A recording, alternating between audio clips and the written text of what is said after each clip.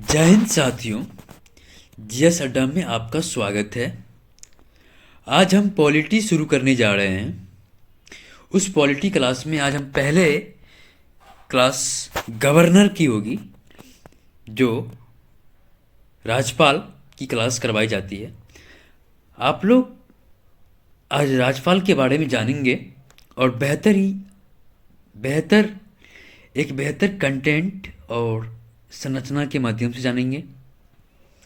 और आप लोग हमारे साथ बने रहिए अंत तक, और इस क्लास को अधिक से अधिक शेयर करिए और सब्सक्राइब भी करिए, क्योंकि हम आप लोगों के बीच आते हैं एक अच्छे कंटेंट लेकर।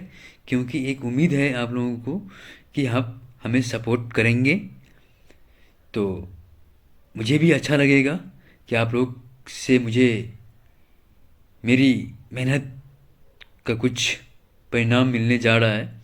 इसीलिए आप लोग हमारे साथ बने रहिए और क्लास को शेयर करिए और सब्सक्राइब करिए। चलिए आज की क्लास की तरफ बढ़ते हैं। बढ़ते हैं राज्यपाल। राज्यपाल, आइए जानते हैं गवर्नर के प्रमुख अंग के बारे में। आज जानेंगे राज्यपाल की पृष्ठभूमि, राज्यपाल की नियुक्ति, राज्यपाल की अहर्ताएं, राज्यपाल की पदावधि, राज्यपाल की शक्तियां एवं कार्य।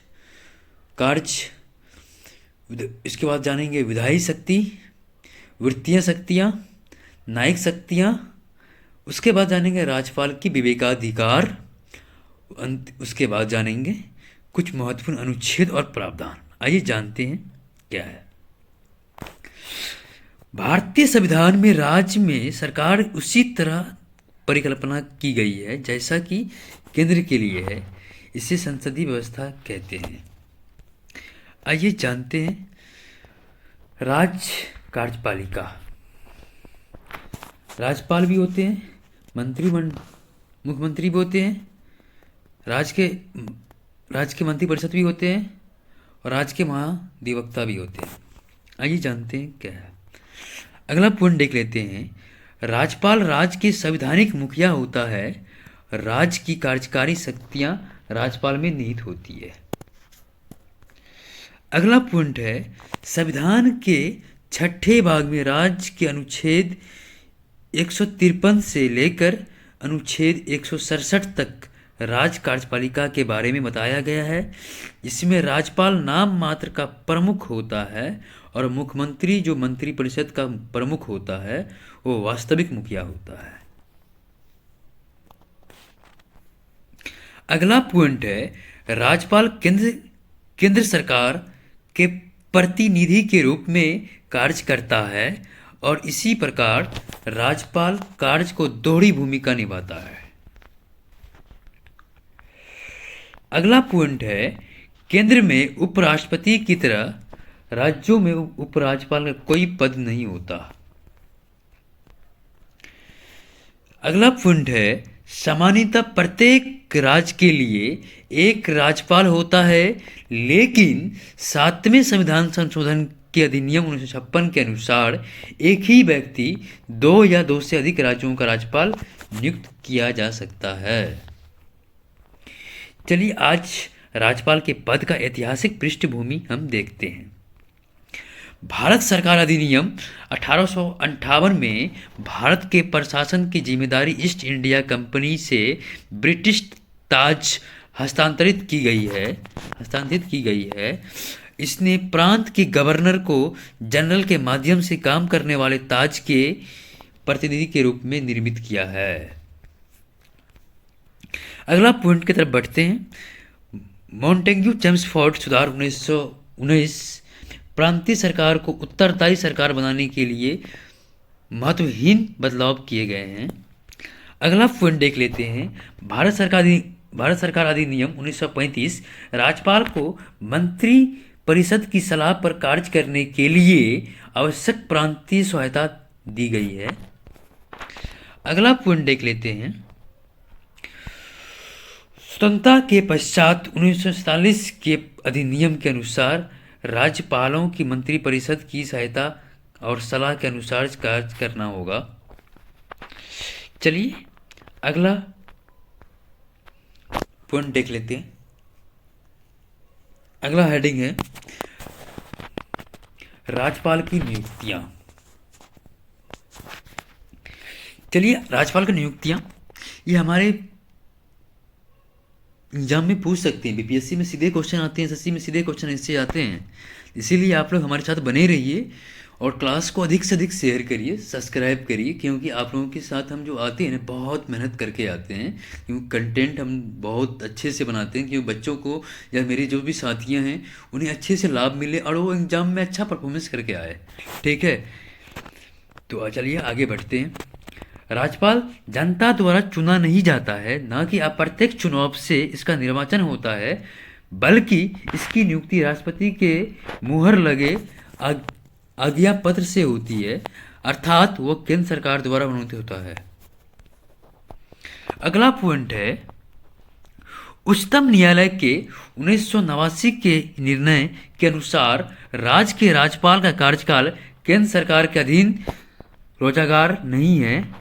यह एक स्वतंत्र संवैधानिक कार्यकाल है।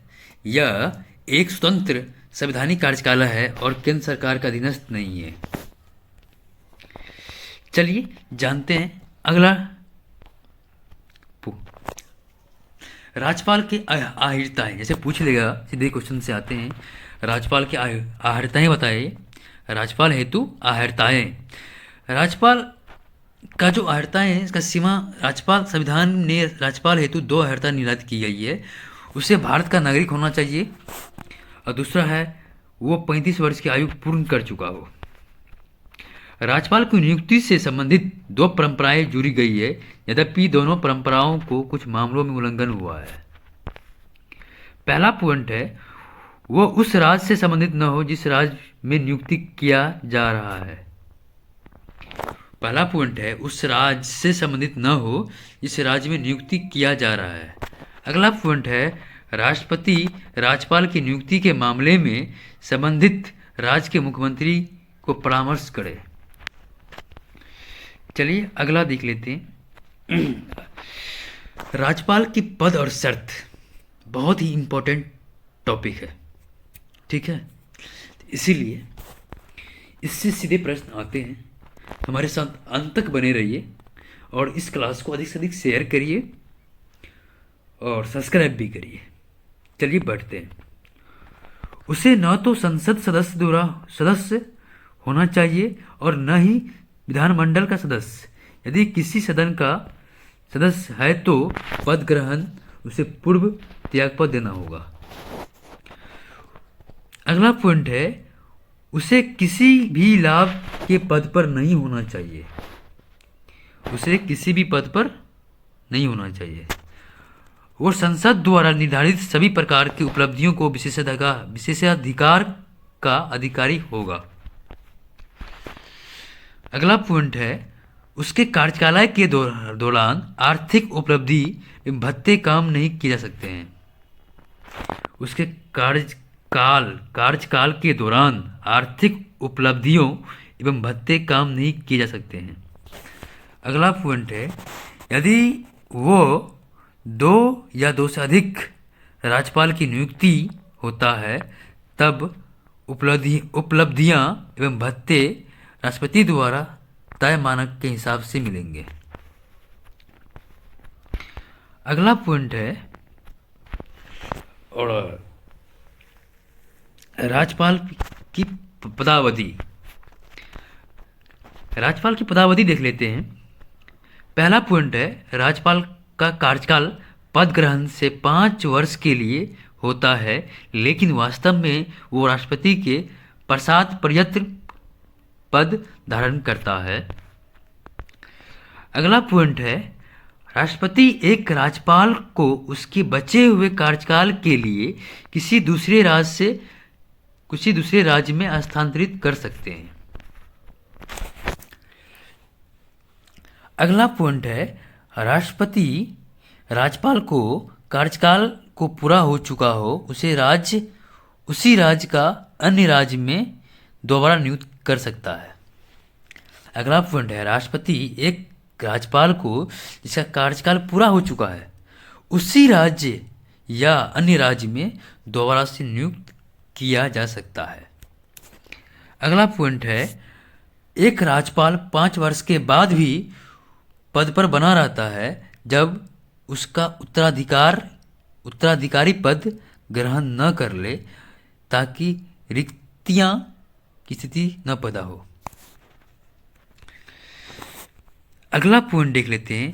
राज्यपाल अपना त्यागपत्र राष्ट्रपति को संबोधित कर देता है। राज्यपाल अपना त्यागपत्र राष्ट्रपति को संबोधित करके देता है। अगला पॉइंट है, राष्ट्रपति को जब लगे कोई अकस्मात घटना हो रही है, तब वो राज्यपाल के कार्यों को निर्वहन के लिए उपबंध बना सकता है।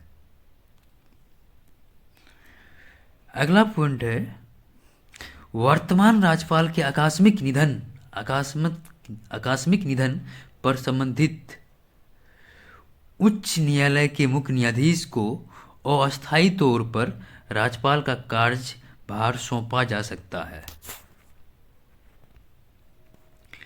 चलिए अगला टॉपिक देख लेते हैं, राज्यपाल की कार्यकारी शक्तियां। राज्यपाल की कार्यकारी शक्तियां। राज्यपाल राज्य सरकार के सभी कार्यकारी कार्य औपचारिक रूप से राज्यपाल के नाम पर होता है। राज्य सरकार के सभी कार्यकारी कार्य औपचारिक रूप से राज्यपाल के नाम पर होता है। अगला पॉइंट है, राज्यपाल इस संबंध में भी नियम बना सकता है। उसके नाम से बनाए गए आदेश या अन्य प्रपत्र कैसे प्रमाणित होंगे। अगला पॉइंट है, वो राज्य सरकार के कार्य मंत्रियों को कार्य का आवंटन सुविधाजनक हो, इसके लिए नियम बना सकते हैं। अगला पॉइंट है, वो मुख्यमंत्री एवं अन्य मंत्रियों की नियुक्ति करता है एवं सभी मंत्री राज्यपाल के प्रसाद पत्र पर पद धारण करता है। प्रसाद प्रयत्न पर पद धारण करता है। अगला पॉइंट है, मध्य प्रदेश, बिहार और उड़ीसा में राज्यपाल जनजातीय कल्याण मंत्री की भी नियुक्ति करता है। अगला पॉइंट है कि मध्य प्रदेश, बिहार, उड़ीसा में राज्यपाल जनजातीय कल्याण मंत्री को भी नियुक्त करता है। अगला पॉइंट है, राज्यपाल राज्य के महाधिवक्ता की नियुक्ति करता है और उसका वेतन भत्ते तय करता है। महाधिवक्ता का पद राज्यपाल के प्रसाद प्रयत्न तय करता है। अगला पॉइंट है,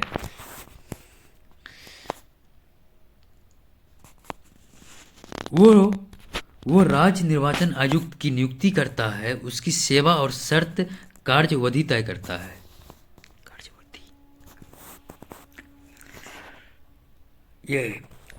वो राज्य निर्वाचन आयुक्त नियुक्त करता है, उसकी सेवा एवं शर्त कार्य अवधि तय करता है। और अगला पॉइंट है,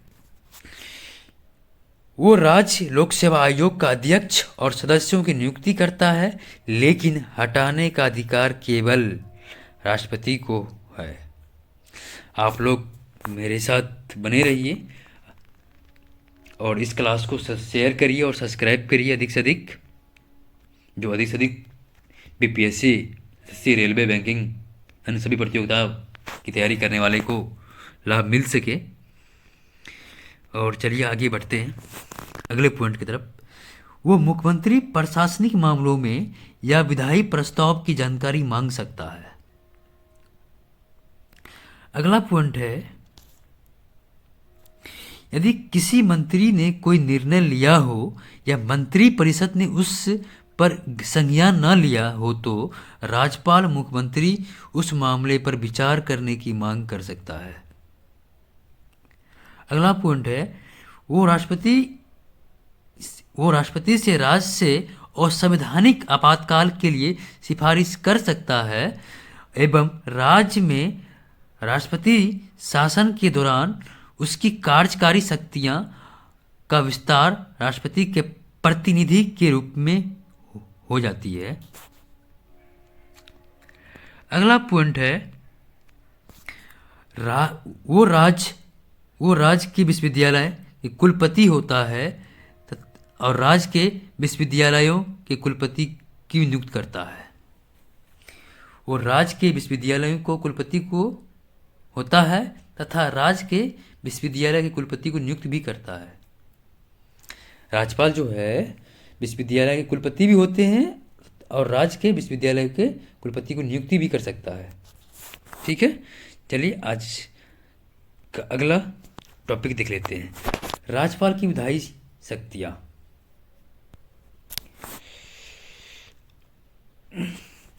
राज्यपाल राज्य की विधानसभा का अभिन्न अंग होता है, इसे निम्नलिखित विधायी शक्तियाँ प्राप्त होती है।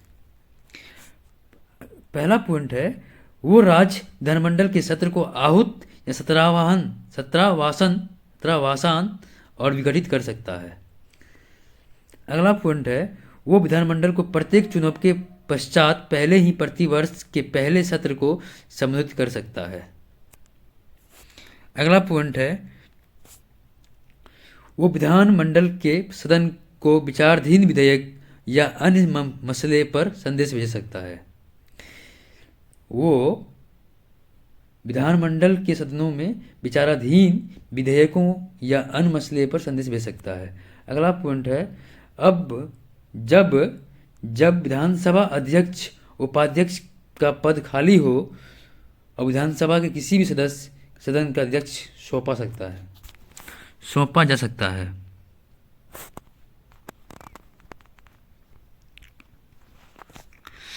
चलिए अगले प्रश्न की तरफ बढ़ते हैं, छोड़िए अगले पॉइंट की तरफ बढ़ते हैं। राज्य के विधान परिषद के कुल सदस्यों के छठे भाग को वो नामित कर सकता है जिन्हें साहित्य, विज्ञान, कला, समाज सेवा और ज्ञान का व्यवहारिक अनुभव हो।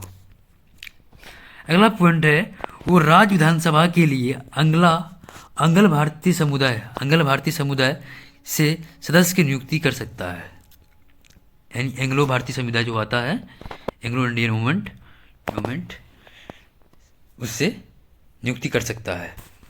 अगला पॉइंट है विधानसभा सदस्यों की निर्हता प्रश्न पर निर्वाचित आयोग का विमर्श करने के बाद इसका निर्णय कर सकता है।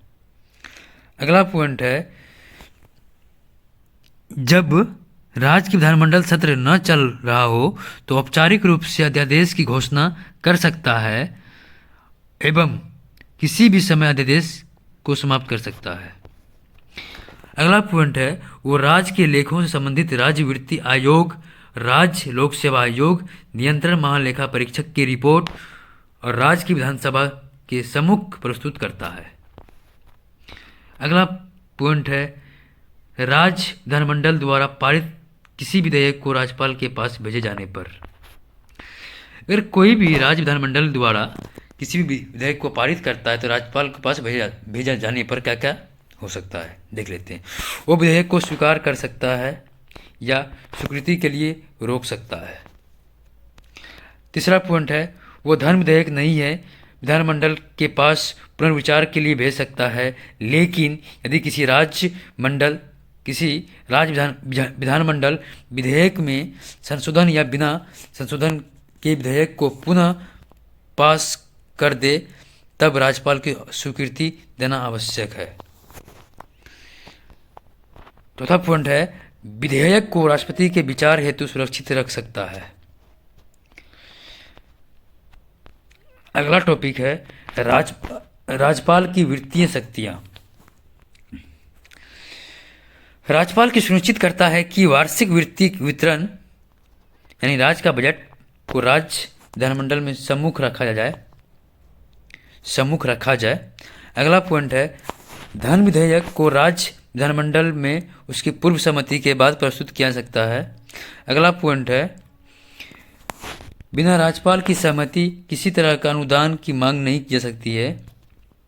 अगला पॉइंट है वह किसी प्रत्यावासी व्यय वहाँ के लिए राज्य की आकस्मिक निधि से अग्रिम ले सकता है। अगला पॉइंट है पंचायत एवं नगरपालिका की वित्तीय स्थिति की हर 5 साल के बाद समीक्षा के लिए वित्त आयोग का गठन कर सकता है। अगला पॉइंट है राज्यपाल की न्यायिक शक्तियाँ। राज्यपाल जहाँ तक राज्य का कार्यपालिका शक्ति का विस्तार है, किसी विधि विरुद्ध अपराध के लिए दोष सिद्ध ठहराए गए किसी व्यक्ति के दंड को क्षमा, उसका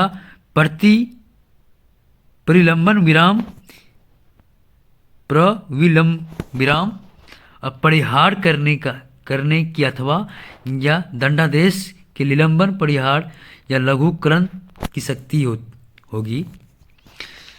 अगला पॉइंट है राज्यपाल की संबंधित राज्य के उच्च न्यायालय के न्यायाधीश की नियुक्ति के मामले में राष्ट्रपति को विचार करता है। अगला पॉइंट है वो राज्य उच्च न्यायालय के साथ विचार कर जिला न्यायाधीशों की नियुक्ति स्थानांतरण प्रणोद करता है। और चलिए आज का अंतिम टॉपिक देखते हैं, राज्यपाल की विवेकाधिकार। संविधान में यह स्पष्ट है कि यदि राज्यपाल का विवेकाधिकार पर प्रश्न उठे तो राज्यपाल का निर्णय अंतिम होगा। इस आधार पर प्रश्न नहीं उठाया सकेगा उसे विवेक का अनुसार निर्णय लेने का अधिकार था या नहीं। राज्यपाल के संवैधानिक विवेकाधिकार: राष्ट्रपति के विचार हेतु किसी विधेयक को पारित आरक्षित करना। दूसरा है राज्य के राष्ट्रपति को शासन की सिफारिश करना। तीसरा है जब पड़ोसी केंद्र शासित प्रदेश प्रशासक का अतिरिक्त प्रभार हो उस समय कार्य कर सकते समय। चौथा है असम, मेघालय, त्रिपुरा, मिजोरम राज्यपाल द्वारा खनिज उत्खनन की रॉयल्टी के रूप में जनजातीय जिला परिषद की देय राशि का निर्धारण करना। पांचवा है राज्य के विधान परिषद और प्रशासनिक मामलों में मुख्यमंत्री से जानकारी प्राप्त करना। अगला पॉइंट है राजनीतिक स्थिति के मामले में विवेकाधिकार। राजनीतिक स्थिति के मामले में विवेकाधिकार: पहला पॉइंट है विधानसभा चुनाव में किसी भी दल को पूर्ण बहुमत न मिलने पर कार्यकाल के दौरान अचानक मुख्यमंत्री का निधन हो जाने और उसके विभिन्न उत्तराधिकार न होने का मुख्यमंत्री की नियुक्ति के मामले में। अगला दूसरा पॉइंट है राज्य विधानसभा के विश्वास मत हासिल न करने पर मंत्रिपरिषद की बर्खास्तगी के मामले पर मंत्रिपरिषद का अल्पमत में आने पर राज्य विधानसभा का विघटित करना। चलिए आज का अंतिम और कुछ महत्वपूर्ण अनुच्छेद और प्रावधान देख लेते हैं। अनुच्छेद 153 में राज्यों का राज्यपाल का प्रावधान दिया गया है। अनुच्छेद 154 में राज्य की कार्यपाल की शक्तियां दिया गया है। अनुच्छेद 155 में राज्य की नियुक्तियां दिया गया है। अनुच्छेद 156 में राज्यपाल का कार्यकाल का प्रावधान दिया गया है। अनुच्छेद 157 में राज्यपाल की नियुक्ति होने के लिए अर्हताएं दिया गई है। और अनुच्छेद 158 में राज्यपाल का कार्यकाल के लिए दशाएं दी गई है। और 159 में राज्यपाल की द्वारा शपथ ग्रहण और 160 में कतिपय आकस्मिक परिस्थिति में राज्यपाल के कार्यकाल या कार्य। 161 में दिया है राज्यपाल का क्षमादान आदि शक्ति। 162 में दिया गया है राज्य की कार्यपालक शक्ति की सीमा। 162 में दी गई है राज्य की कार्यपालक शक्ति का सीमा। 163 में दिया गया है मंत्रिपरिषद 163 में दिया गया है मंत्रिपरिषद का राज्यपाल को सहयोग तथा सलाह देना। 164 में दिया गया मंत्रियों से संबंधित अन्य प्रावधान जैसे नियुक्ति तथा वेतन इत्यादि। 165 में दिया गया है राज्य का महाधिवक्ता। 166 में दिया गया है राज्य की सरकार द्वारा संचालित कार्यवाही। 167 में दिया गया है राज्यपाल को सूचना देने इत्यादि मुख्यमंत्री को दायित्व। अनुच्छेद 174 में दिया गया है राज्य विधायिका सत्र सत्रहवासन सत्र उसका भंग होना। और 175 में है राज्यपाल की राज्य विधायिका के किसी अथवा दोनों सदनों को संबोधित करने अथवा। और 176 में दिया गया है राज्यपाल द्वारा विशेष संबोधन। और अनुच्छेद 200 में दिया गया है विधेयक पर सहमति राज्यपाल द्वारा राज्य विधायिका द्वारा पारित विधेयकों को स्वीकृत का प्रावधान किया गया है। और अनुच्छेद 201 में दिया गया है राज्यपाल द्वारा विधेयक को राष्ट्रपति के विचारार्थ सुरक्षित रख लेना। और अनुच्छेद 113 में दिया गया है राज्यपाल का अध्यादेश जारी करने की शक्ति का प्रावधान है। और अनुच्छेद 217 में दिया गया है राज्यपाल के उच्च न्यायालय के न्यायाधीश की नियुक्ति के मामले में राष्ट्रपति द्वारा सुनिश्चित करना। और अनुच्छेद 233 में राज्यपाल द्वारा जिला न्यायाधीश की नियुक्ति। और अगला है अनुच्छेद 234 में है राज्यपाल द्वारा न्यायिक सेवा के लिए नियुक्ति यानी जिला न्यायाधीश को छोड़कर। चलिए आज का क्लास समाप्त हुआ। राज्यपाल आप इस क्लास को अधिक से अधिक शेयर करिए, हमारे साथ बने रहिए। आप सभी को इस क्लास में बहुत ही शानदार लगा होगा, मुझे उम्मीद है। आज चलिए हम एक चीज़ बता दूं, जीएस अड्डा फॉर मिशन बीपीएससी, जीएस अड्डा फॉर बीपीएससी अभी हमारे यहाँ जीएस अड्डा फॉर मिशन 74 बीपीएससी के लिए 17 बच्चों के लिए मैंने एडमिशन का लक्ष्य रखा है। इसमें 1-to-1 mentorship, complete hand holding, 360 syllabus coverage, target selected in 17 BPSC. हमारे दिए गए ऑफिस पता पर विजिट करें या आप दिए गए नंबर पर कॉल करके अपना सीट को सुनिश्चित करवा सकते हैं। और आज का कोटेशन है, तू आदमी है अवतार नहीं, गिर उठ चल दौड़ फिर भाग, क्योंकि जीत संरक्षित इसका कोई सार नहीं। Thank you so much. आप सभी को तहे दिल से शुक्रिया।